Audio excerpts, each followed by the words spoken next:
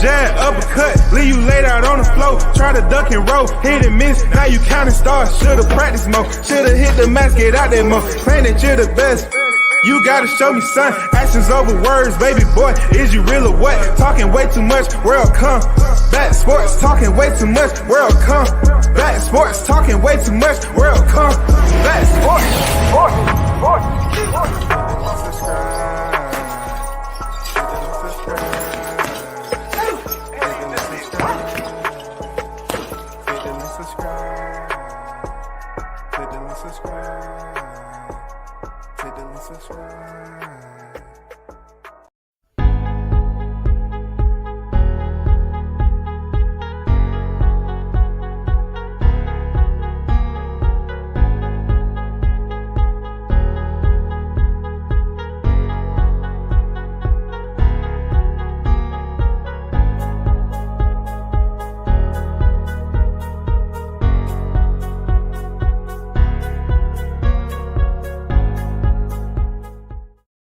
Oh, once again, you're tuned in to World Combat Sports. Salute everyone that's in the building, and those of you that support the channel as always, man. One love to you, big salute. Man, we at it again. You know, it's fight week, of course. I'm going to give you the rundown of who's going to be fighting on the upcoming card. I believe we have two, matter of fact. But you have a top rank event that's going to take place. You know what I'm saying?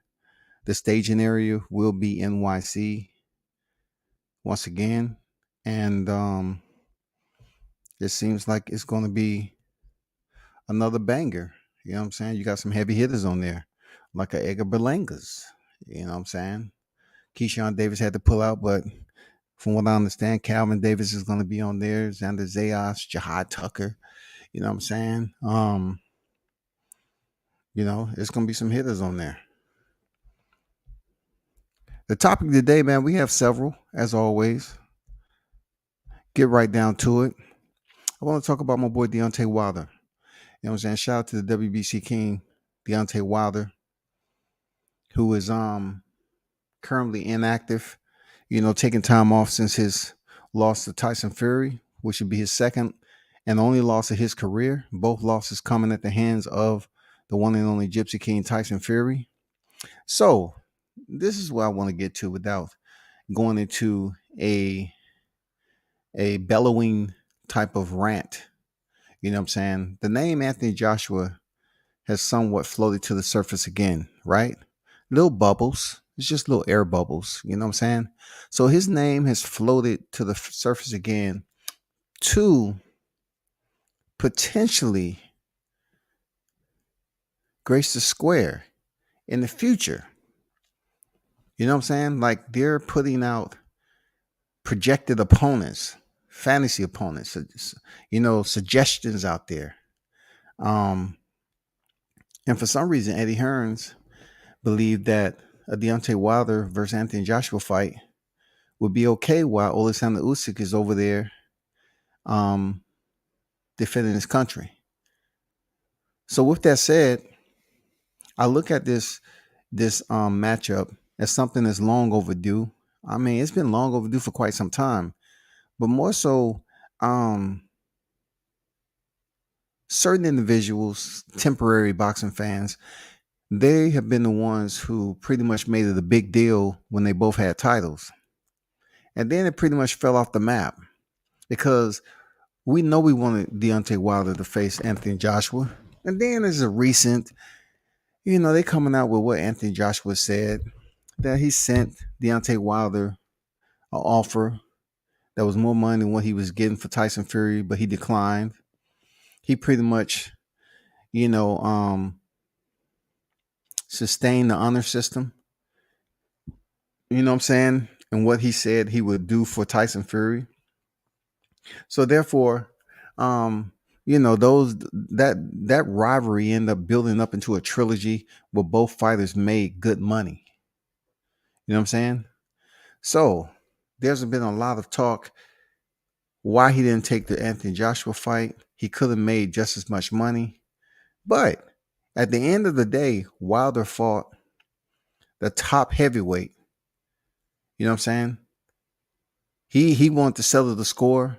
He lost his title in February 2020, came back and did it again, and couldn't regain his title. Now for Anthony Joshua to be duck walking around the pond, you know what I'm saying? Just going around, looking left and right, to all of a sudden come into the presence of Deontay Wilder when it comes to this boxing talk. I don't know whether to take it serious or not. You know what I'm saying? Because I'm Joshua just haven't gave me that confirmation that he's willing and able to step up to the plate for this type of fight. He hasn't really signed on for me to say, you know what, I'm confident. I want to make this shit happen. I just haven't seen it from Anthony Joshua yet.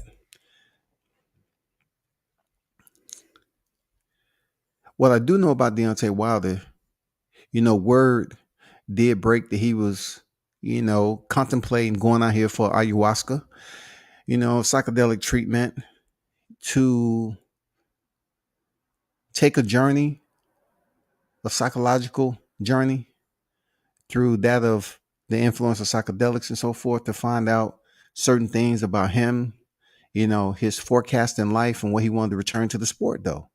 You know what I'm saying? But me, I look at it like this: like, if Deontay Wilder was planning on doing ayahuasca, we don't know. I don't know his schedule. He might have already did it, or he might have it on the calendar. But I'm saying this: just put that on hold, because for me, I don't think Deontay Wilder need ayahuasca to go ahead and knock Joshua out. It don't. And you know what? I think Anthony Joshua might clear a little bit of the cloudiness that's going on, the cloudiness of doubt that may be going on with Deontay Wilder right now. He go in here, let that right hand get active again. You know what I'm saying? Line up Joshua like he did Dominique Brazil, and then goddamn lay his ass out and sunbathe under the lights with the referee waving, nope, stop the fight. He can knock Anthony Joshua out. Anthony Joshua, when it comes to DNA, they are chin related, okay? Anthony Joshua and Mir Khan are chin related. You know what I'm saying? They may not be, genealogy type related on the family tree, but as far as that weird strand that's going on neurologically with them two, they have the same type chin, manufactured by the same production company. You know what I'm saying? They was birthed from the same hospital when it come to that. When I look at Wilder, yeah, I'm pretty sure he's going to train or whatever, but I don't think he would have a tough time going in there, getting in with Joshua.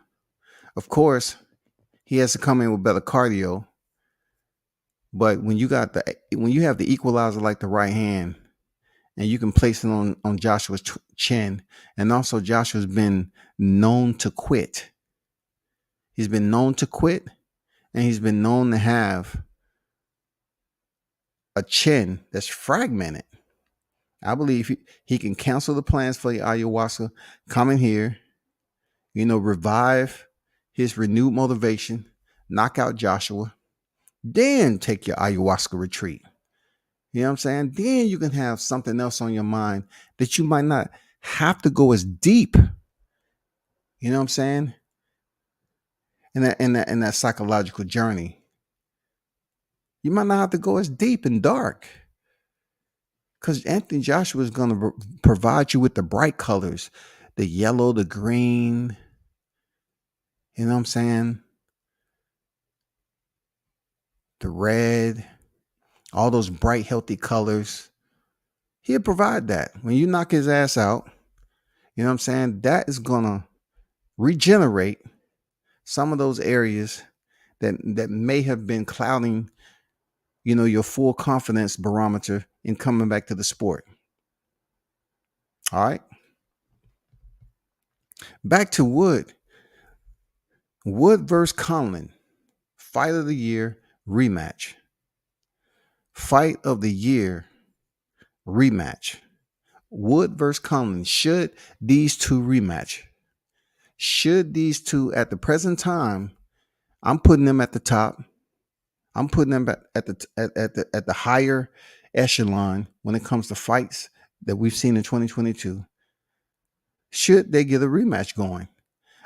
And I thought about it. I looked at how the fight initially began with Conlan, you know, factoring in all his Olympic credential and him finally getting to the stage.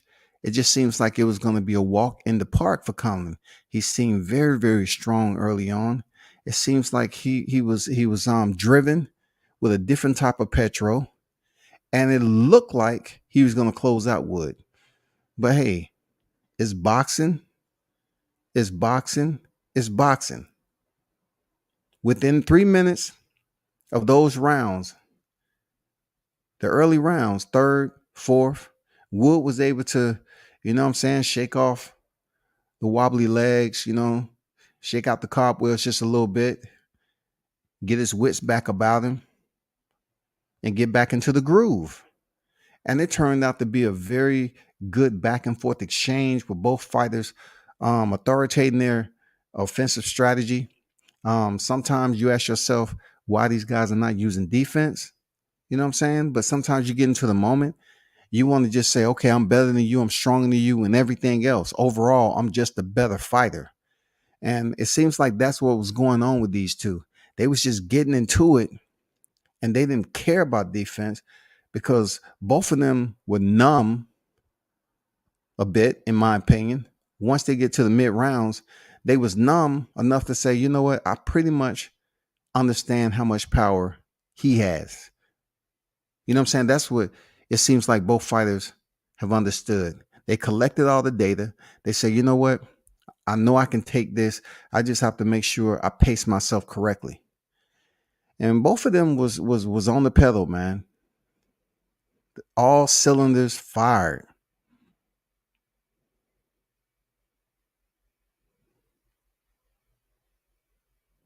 Until the end of the 11th.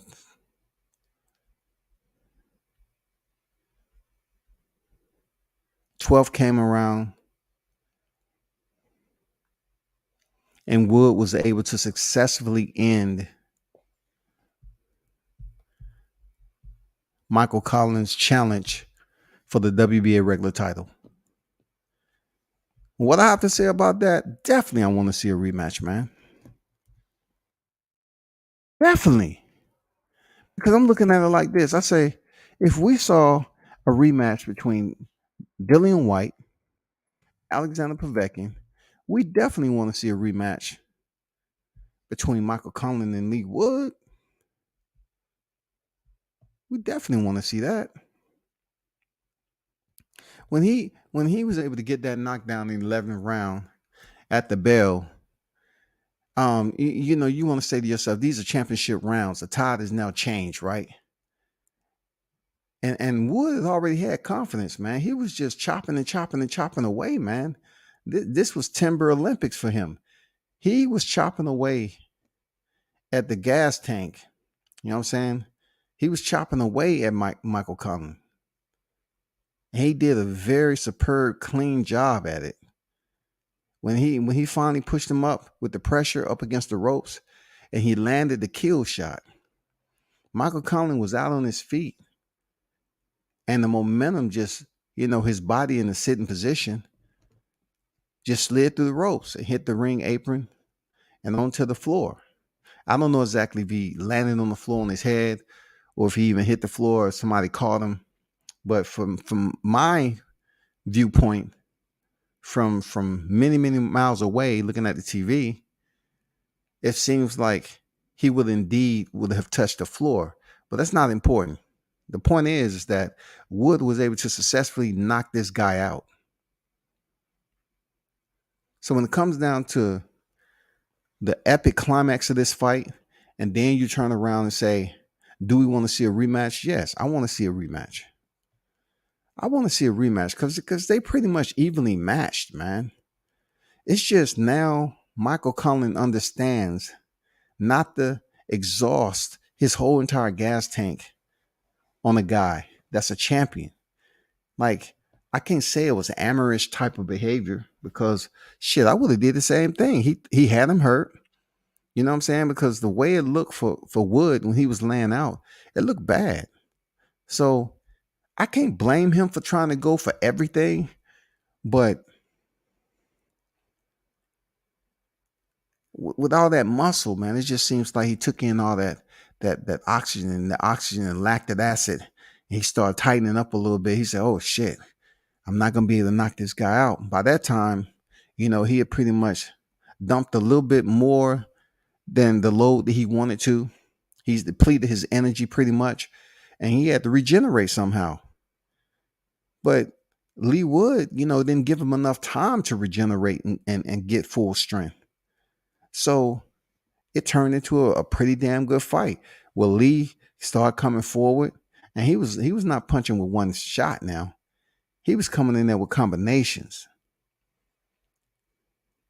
And Conlan was like, oh shit, this guy's recovered. He's coming in. He's closing distance with combinations. He's not just standing on the outside playing it safe. This is the same Wood who was knocked down, man. He was knocked down in the first round, bro, in a bad way. And when this dude recovered, it's somewhat the same as if you could say on how Floyd reacted to Sugar Shane a bit. Even though Floyd was pretty much leading with jabs, but Floyd started putting his hands together. But I know Floyd didn't go down, but I'm saying, like, he was hurt, but you knew after that second time he was hurt, he really started coming back, with a vengeance. He was weathering the storm. And that's what Wood did. When he got off the canvas, he was weathering the storm. And many people might try to say, well, Ryan Garcia did the same thing.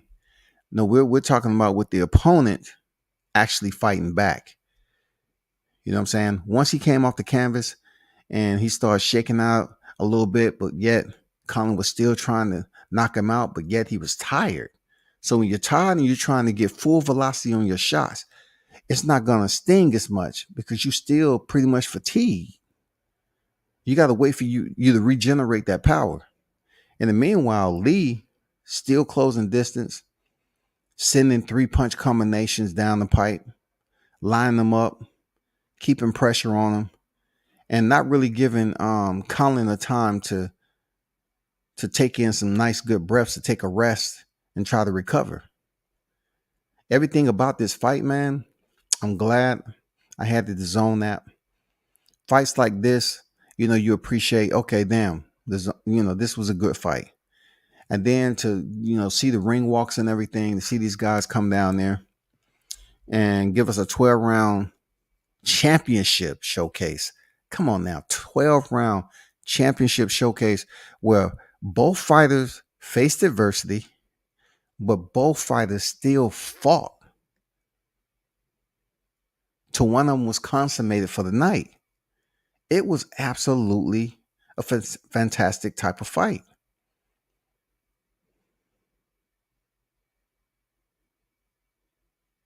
I absolutely enjoyed that fight. And I hope they make a rematch, man. I hope Conlan is well.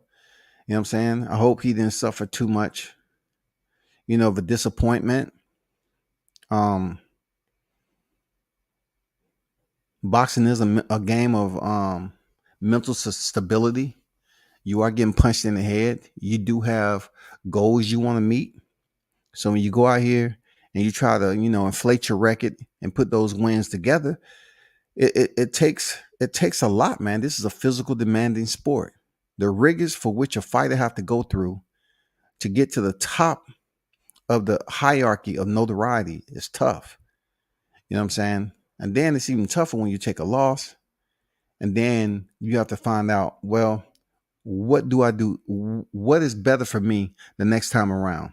What can I speak with my team about so we can polish up that area, work on it, remediate, and come back better? And look, I'm gonna tell you, the next fight, in my opinion, if Conlan comes back with a much more educated game plan against Wood early on, because he was leading in that fight now. I'm telling you, it may be a different fight. Like you might see the titles change hand if Conlan is able to fight smart. Like I said before, I could sit up here and give you in hindsight, stuff like, well, I don't think he fully recovered from dumping the load in the first 2 rounds. I don't think he truly recovered from that. He took a lot of time, even though he was battling back and forth in mid rounds to late. It just seems like he was always, a step behind. He didn't really have the energy to have long exchanges with Wood. So maybe he need to work on his cardio a little bit more. He looked strong as shit in the first round, and I was saying, damn, this guy looks unstoppable right now. You know what I'm saying? How much energy he had and everything, but goddamn it, it is not a sprint. It is somewhat a marathon. It's a sprint for some people, but in certain fights where you have to just break down your opponent methodically in a different way, it's going to take a little bit more patience, a little bit more chess play. It comes down to, hey, I got to be smart about this. And I think that's where Conlan blew his load. He wasn't extremely smart early on, and he paid the price for it in the later rounds because he just was fatigued. And when you are that tired and cannot protect yourself, and you're not even really looking at your opponent like that, like you're just trying to protect yourself and get that second win, third win, whatever the case may be. And when he got caught, he never seen the punch coming. He never seen that right hand coming. Done. Over. Night, night. Like my boy Josh Greer. Night, night.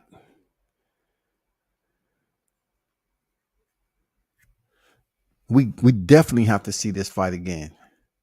And you know what? They don't need a fight in between. Went to the 12th round, man, before he was stopped. They don't need a tune up in between this fight. They don't really. They can just, man, reschedule this fight April, May, June. The end of June. You know what I'm saying? End of June, early July, or whatever. They don't really need no tune up, man. They pretty evenly matched in this game, and they did very, very good, man. Seriously. Both of these guys perform top notch. Big salute to both of them, and that's what we need to see in boxing. But like I said before, to each his own. Styles make fights. Not every fight is going to go in there and have a knock 'em out, bang out, type of damn match because they don't think it's smart. But sometimes you don't have no other choice. You know what I'm saying? You find yourself in a firefight and you got to know when to switch out the magazine. You have to know switching out the magazine, you're going to have to take a step back to do that. You know what I'm saying? You just can't be right there in front of the enemy trying to switch out magazines and they lock and load it too. You know what I'm saying? You got to be very, very strategic.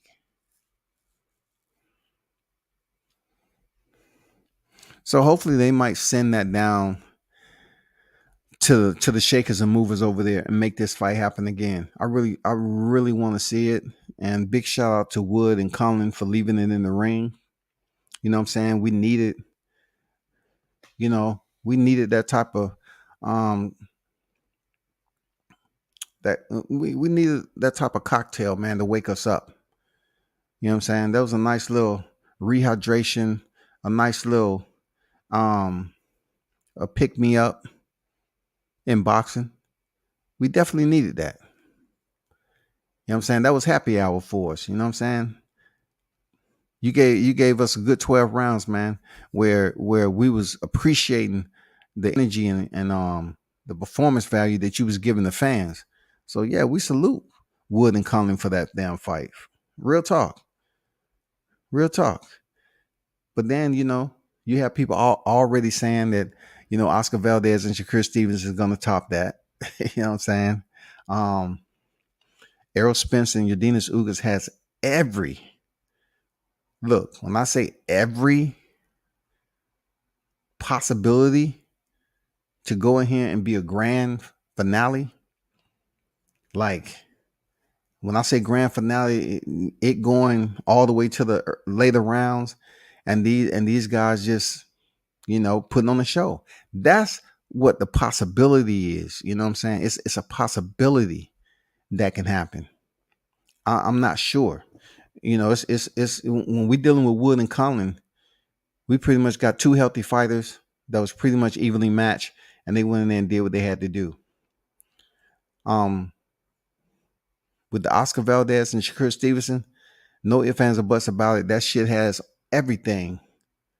Has all the ingredients, man, for a boxing entree to be served on fight night, bro. Has all of it. And then, when it comes down to Errol Spence and Udenis Ugas, it has all the fixings. We're talking about the WBC and the IBF title and Udenis Ugas WBA super title. All these are the super titles of the sanctioning bodies. 3 titles is better than 1 and is better than 2. So both of these fighters are going to come out on top. I hope to God we don't have no goddamn draw. We don't have any of that type of shit that just stalls stuff. It becomes a soap opera now. I really hope this fight just boils down to who's the better fighter, and we have a definitive winner.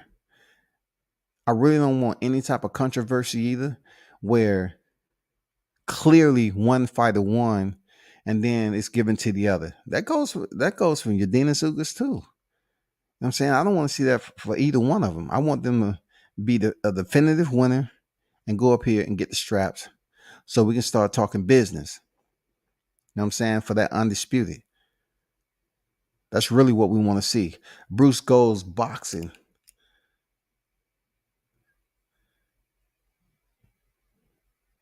You have Bruce, Gas, Boxing, Jazz, and more, right? You have that, Bruce, if you the same one. I don't know. Some people be coming in here creating accounts. You have Bruce Gas. So I'm not sure if you understand that or somebody was trying to be funny, but it says Bruce Gas Boxing. Attention to detail is everything. But that's where I'm at with this fight, man. Yeah, let's see it again. No tune up. No nothing. Okay. All right. Right. Okay. All right. Just checking, bro. People be changing it up and coming here on the false accounts and everything like that. Shout out to Bruce Gas, Boxing, Jazz, and more. And y'all be sure to check my brother out, man. Go over there and check him out. Sub to his channel. You know what I'm saying? Check him out. But I would definitely like to see this fight. Like I said before. The interest is there, man. We already have one fight in the record books already. It was a knockout in favor of Lee Wood, and it happened in the 12th round. So for me, that builds it up, coming off that momentum to go into a rematch and see if indeed can Conlan, if he comes out the way he did before, but be smart, be a bit more selective, still keep the aggressiveness up. You know what I'm saying? Still show your dominance. I think it'll be a very interesting fight because, a lot of people are going to say that Conlan needed to be knocked out for Wood to win the fight. They were saying Conlan needed to be asleep in order for Wood to win that fight. You know what I mean? So, hey, that's where we at. Do y'all totally understand that that trash talk plays an intricate role in boxing, right? So with the 168-pound division being on lock and key, you know what I'm saying? It's pretty much has a proprietor right now. It has a landlord, and that landlord is named Saul Canelo Alvarez. So all the other residents that's internal to the 168-pound division, they have to somewhat seek out another opponent. And this is where David Benavidez comes into play. Former 2-time WBC world champion, he has all the leverage to call out the names. It should be like that. Like, people can act petty all they want and say the man popped for coke and he missed weight and everything else. You never know what was going on in people's lives. But right now, right here, he wants the big fights. And I know for a fact Caleb Plant doesn't like David Benavidez. He told me in two different locations on two different interviews that he do not like Benavidez at all.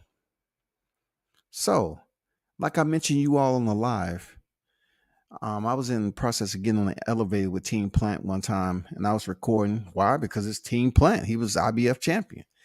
And when he asked me to cut the camera off, he was in there talking about an offer that was sent and everything from David Benavidez, and it was too short a time. He didn't want it. Now, Benavidez supposedly his people has sent Caleb Plant an offer, to fight in September, and it was declined. Not only was it declined, it was declined within a day.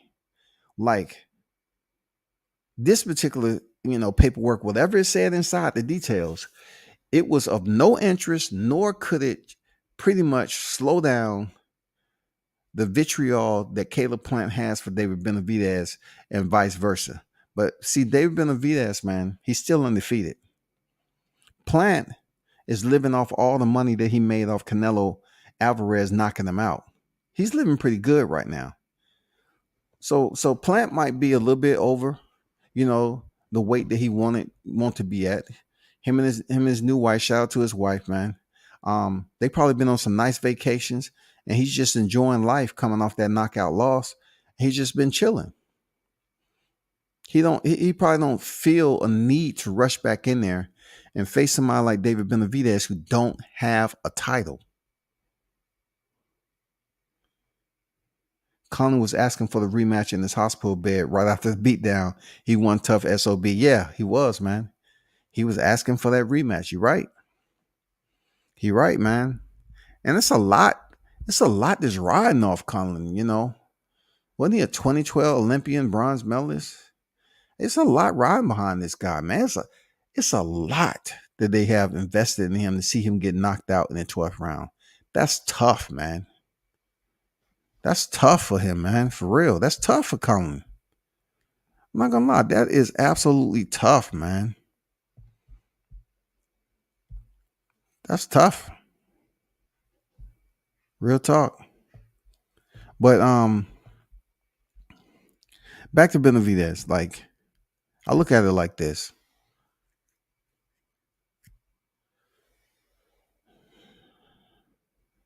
If Caleb Plant is trying to sit up here and face Anthony Durrell, right? I don't know, because Anthony Durrell is at a point where he's about to head into retirement.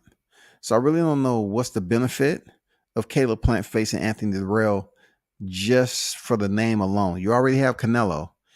Durrell is not really going to do anything. It's not going to inject any more to your roster that you already have in your boxing career.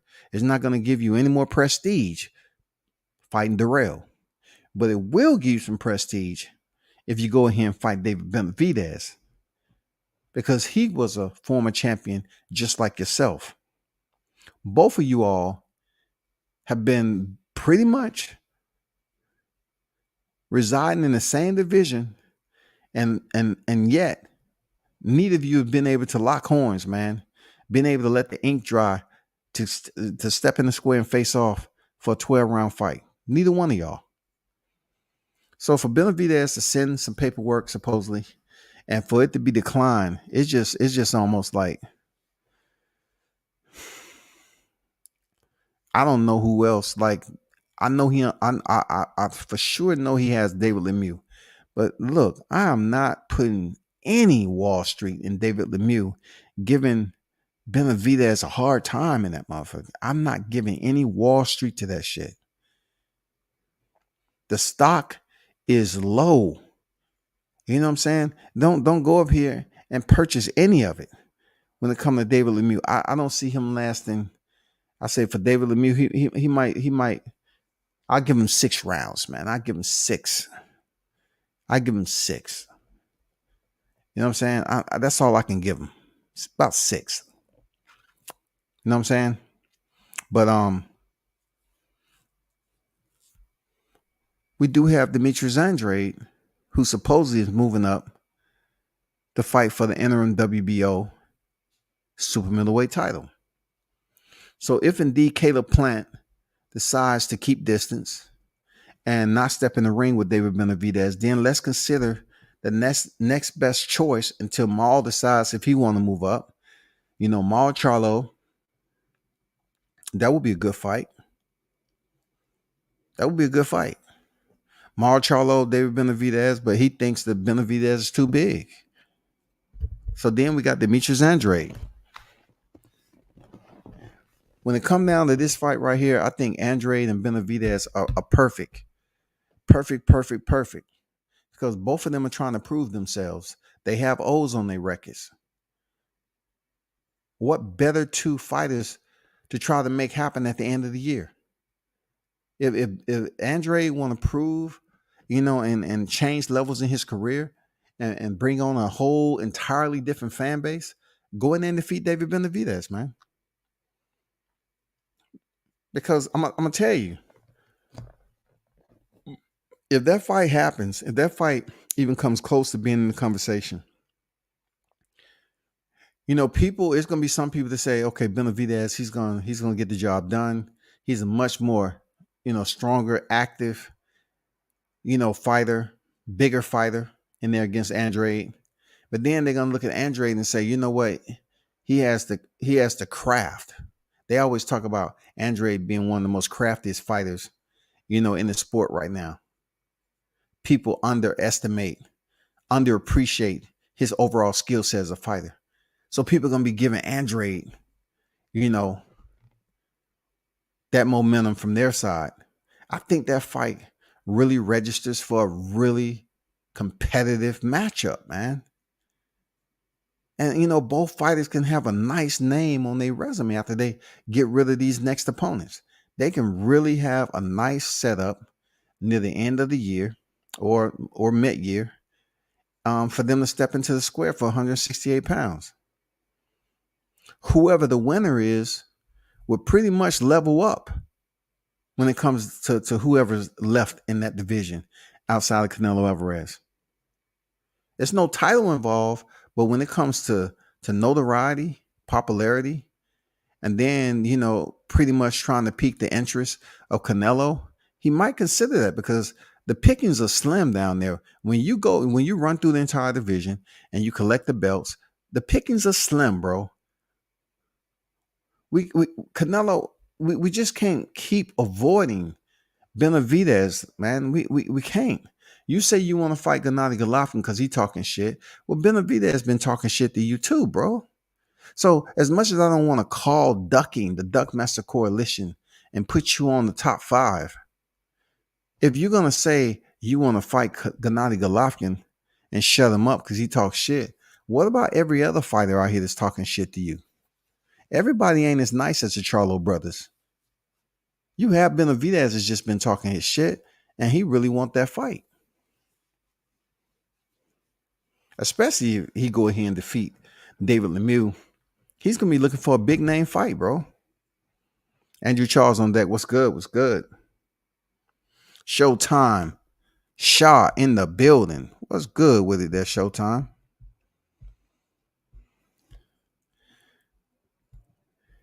If any of y'all want to come on to the panel, man, I'll drop the link in there. If any one of y'all want to come in here and chop it up just a bit, about my thumbnail or any other topics that I got, that I'm speaking on right now, you absolutely invited, to chop it up. But I have to say that I'm excluding Jamar Charlo from moving up to 60. From my opinion, I'm gonna lie heavy on the side of that. Mar Charlo don't have the confidence to step up there for a first fight with David Benavidez. I can't sit up here and be petty and say your brother's already took a L. Why you so scared? You know what I'm saying? Man up, take risk, and it's a high reward. Because if Marcelo goes in here and defeat David Benavidez, Canelo may assess the situation like, you know what? I wasn't really paying Benavidez no mind. It's not like I didn't think he could fight, but wasn't paying him no mind. But if Charlo goes up there and defeats Benavidez, now Marcelo is going to start getting the buzz that people have been waiting on. They're going to be like, oh shit, man. We want to see Canelo and Marcelo now because he went up there and defeated David Benavidez. That is going to be the conversation. That is going to be the buzz, man. It works like that sometimes. You know what I'm saying? Just like they said about Deontay Wilder, he won this, that, and the other until Tyson Fury defeated him. Once Tyson Fury defeated him, he was on the magazine sharing the cover with Teofimo Lopez and stuff like that. That's what I'm looking at with Benavidez. If Marcelo was to come up here or Andrade come up here and defeat Benavidez, now Canelo is going to be like, okay, now I have a fight that people want to tune in to see because they fought somebody in the super middleweight division. Even Andrade. Andrade goes in there and defeat David Benavidez and give him his first loss. It might raise a brow or two from Canelo Alvarez. Yes.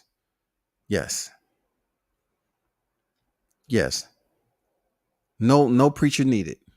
This is my own testimony, and that's the way I see it. God damn it.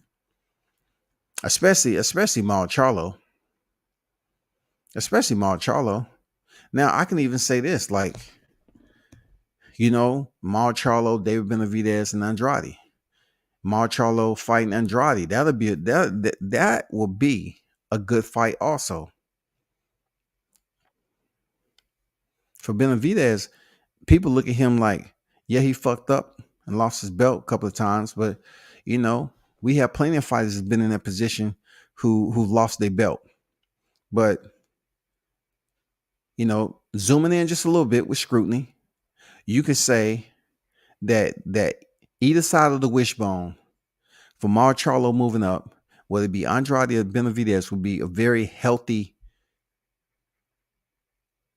introduction to the super middleweight division. Very, very healthy for the fans. I don't know if it'd be healthy for him going to the fight because that's going to be a tough fight. But I'm just saying, both of those names, he didn't fight Andrade at 60. He fought him at 68. You know what I'm saying? He goes up there and fight one of the biggest dudes at 68 and David Benavidez. If he gets the job done, he's basically a shoe-in. I'm going to use that old terminology, a shoe-in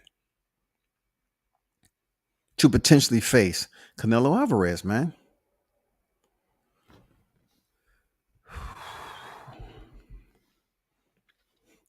I would definitely see what my horoscope has in this boxing universe. You know what I'm saying? It gets a little bit dark. And you saying, you know, you said horoscope. Yeah. I'm trying to go off some shit that I don't have to physically look at. You know, the horoscope is based off all the juju and shit you think is right. Like, you know, what's your horoscope? Does it really matter? Does it make sense? You know, if I just use a telescope and I look through that motherfucker, you know what I'm saying? I might look up in the boxing universe and I only see like 1, 2, 3, 4. I can actually count how many stars I see. That's not good. We need more stars. We need more fighters that's resonating to the fan base, bro. This 68 trio right here, this 168-pound trio, could do it. Jamal Charlo, David Benavidez, and Demetrius Andrade. They can do it. Now, I'm not discounting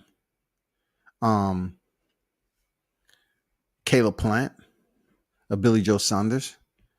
But if it was to come down to it, do I want to see Benavidez face Caleb Plant, who was having a conversation with Canelo Alvarez before the knockout, more than I want to see him face Marcelo or Demetrius Andrade? I put Caleb Plant third. I'd rather see Benavidez fight Andre or Charlo before he even steps in there with Caleb Plant. Just give it up. Caleb Plant has too much animosity towards you. He's not going to give you the shot, dog. He's not going to give you the shot at his name. He only has one fucking loss, dog. He's not going to give you that shot, man. You have two other players that you can deal with that has O's on their record. Andrade and Charlo, pick one. That's all I'm saying. Pick one. That's all you got to do. And it will be interesting. Real talk.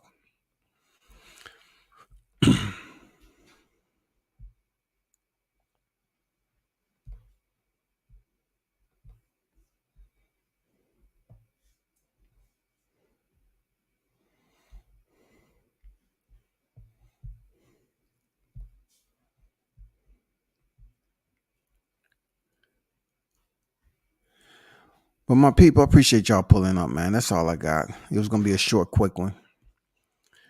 If nobody want to click the link and pilot this boxing flagship for a minute. So we'll talk, man. Y'all hold it down. Turn up and tune in the World Combat Sports. I'm out.